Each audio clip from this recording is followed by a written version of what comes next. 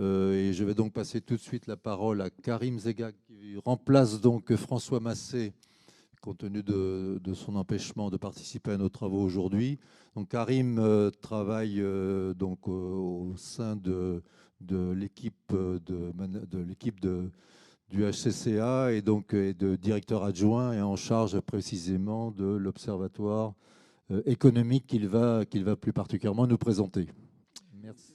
On peut dire qu'il a été un des gros ouvriers du plan comptable et j'en profite pour le remercier sincèrement parce que c'est un gros boulot. Merci messieurs, merci président. Effectivement, je remplace au pied levé le président Massé et je loue encore une fois son implication dans la section économique et financière puisque à travers la constitution de cette nouvelle équipe de la section économique et financière, il y a eu la production cette année de la cinquième édition de l'Observatoire économique pour la clôture des comptes 2019.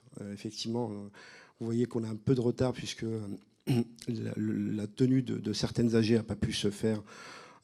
Et donc, on a retardé la publication de cet observatoire en septembre 2021.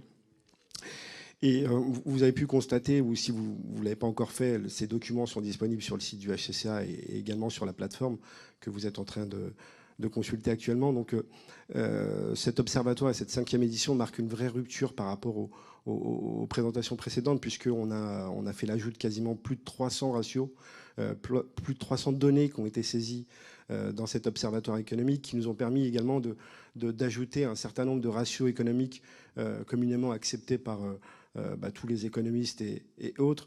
Et cette année également, on a réalisé un focus particulier sur la filière grain qui nous a permis d'aller un peu plus loin dans l'analyse sectorielle.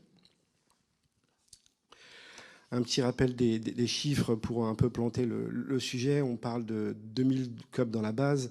1277 ont répondu à leur dossier annuel de contrôle complet qui nous ont permis de saisir les données issues des bilans et comptes de résultats certifiés par les commissaires aux comptes, ce qui nous permet d'avoir réellement une base fiable et, comme dirait le président Massé, unique en Europe. On parle d'un chiffre d'affaires de 86 milliards et d'un effectif de plus de 180 000 salariés. Nouveauté cette année, nous avons réalisé une segmentation du chiffre d'affaires en quasi trois sous-catégories afin d'être plus fin dans l'analyse et surtout ça permet de catégoriser les coopératives agricoles et d'être plus fin dans l'analyse. Donc on retrouve tout à gauche le chiffre d'affaires et l'évolution de ce chiffre d'affaires qui passe de 84 milliards en 2018 à 86,6 en 2019, mais après une segmentation en trois catégories, comme je le disais, avec un chiffre d'affaires inférieur à 100 millions, une catégorie qui représente les COP qui ont un chiffre d'affaires entre 100 et 500 millions, et les plus de 500 millions.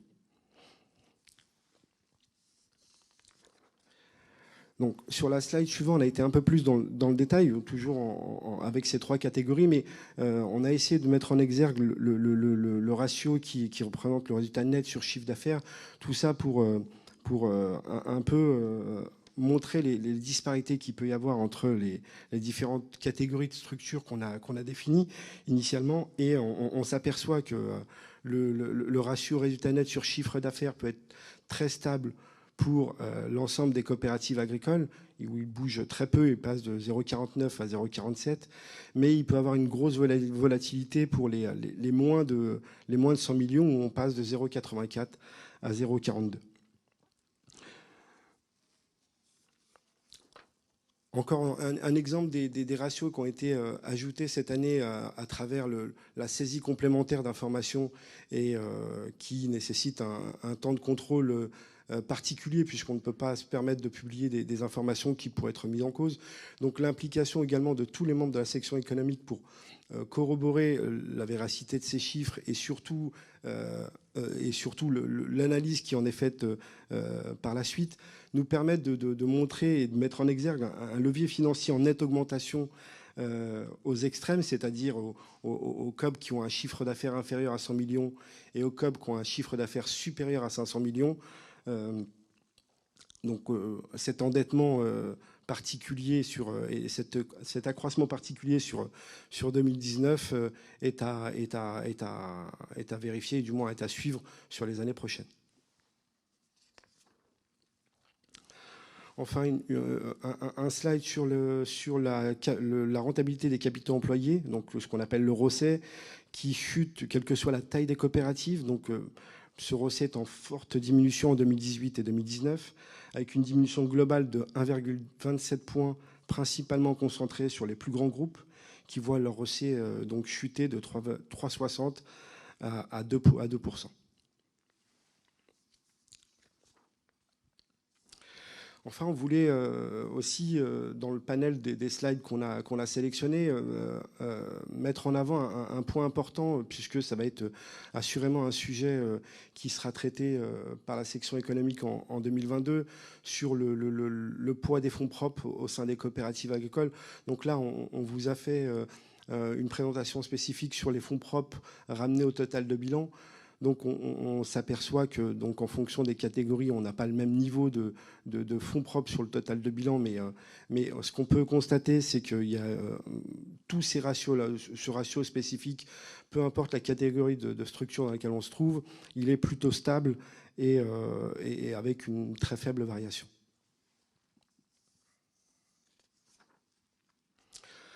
Enfin, dernière slide pour vous présenter en fait la capacité de cet observatoire à pouvoir aller plus loin dans l'analyse. Encore faut-il pouvoir avoir le temps et les moyens. Vous avez vu, on a toujours une année de décalage dans la présentation de cet observatoire, puisqu'il y a ce qu'on a dit tout à l'heure en la section juridique, c'est-à-dire le temps de transmission des dossiers annuels de contrôle et ensuite le temps de traitement pour les intégrer et les vérifier dans la base. Mais les observations et les analyses que l'on peut faire sont nombreuses, dans le sens où on peut aller beaucoup plus loin dans l'analyse des différents ratios et aller, à l'instar de ce qu'on a fait sur la filière grain, aller peut-être dans d'autres secteurs ou d'autres filières qui pourraient être soit en difficulté, soit des filières de niche, soit des filières qui nécessitent une analyse beaucoup plus fine et pour aller un peu plus loin dans les commentaires. Simplement pour vous remercier pour la transmission de vos dossiers annuels de contrôle. On sait que ce n'était pas une année facile pour vous, mais c'est la pierre angulaire pour nous pour pouvoir sortir un certain nombre de données et de ratios vous permettant de mieux comprendre le secteur coopératif et promouvoir un peu le secteur vis-à-vis de toutes les parties prenantes.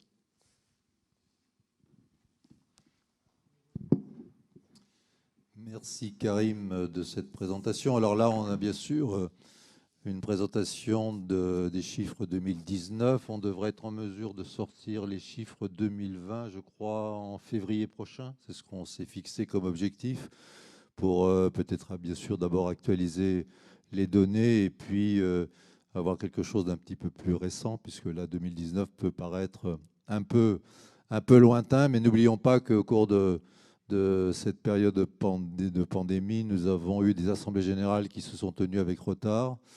Et donc, bien sûr, nous récupérons les données que 3 mois après la tenue des assemblées générales. Et donc, on est bien sûr directement dépendant de la date à laquelle se font ces assemblées générales. Bon, on espère bien sûr que c'est une situation un peu exceptionnelle et qu'on reviendra à un rythme plus régulier dans la fourniture des données.